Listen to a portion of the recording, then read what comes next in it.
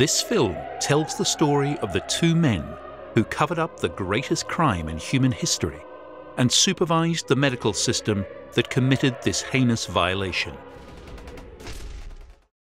Ernst Robert Grawitz was Reichsarzt SS, the chief of all SS doctors in the Third Reich.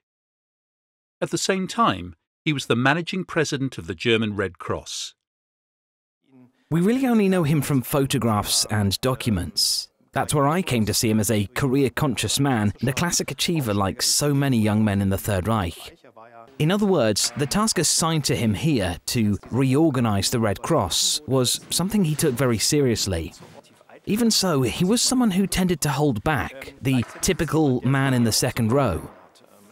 The president of the German Red Cross was Charles Edward, Duke of Saxon-Coburg and Gotha. He stood in the spotlight while Grawitz pulled many of the strings behind the scenes. Charles Edward, his name by birth, was the Prince of the United Kingdom and Ireland, Duke of Albany and grandson of Queen Victoria, whose early deceased husband Albert came from the old German noble family of Saxony, Coburg and Gotha. With the death of his uncle Alfred in 1899, his life changed completely.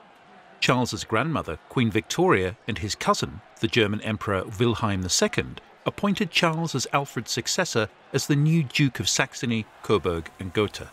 In 1922, during German Day in Coburg, he met Adolf Hitler. Hitler writes in Mein Kampf that in Coburg, many people recognized the National Socialist movement as the institution that would put an end to Marxist madness. Geld und Gold war selbstverständlich verboten zu haben. Darauf war nur eine Strafe. Tod. Tod im Lazarett. Lazarett war eine Schießstelle.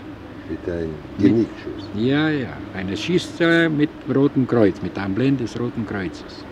Even at the gas chambers and crematoria themselves, the emblem of the Red Cross was used for deception. What could possibly happen if Red Cross carriages were standing here at the gates of the factories with the smoking chimneys? Il n'y avait que les yeux qui vivaient. Il n'y avait que les yeux qui vivaient, oui. Oui. C'était ce qu'on appelle les musulmans. Enfin, ils ont des regards très intenses. Très intenses.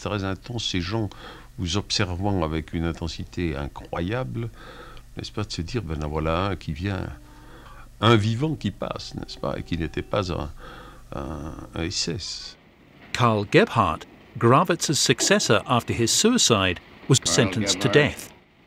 Thus, the true history of the Reichsarzt SS remained undiscovered for decades. And may God have mercy on your soul.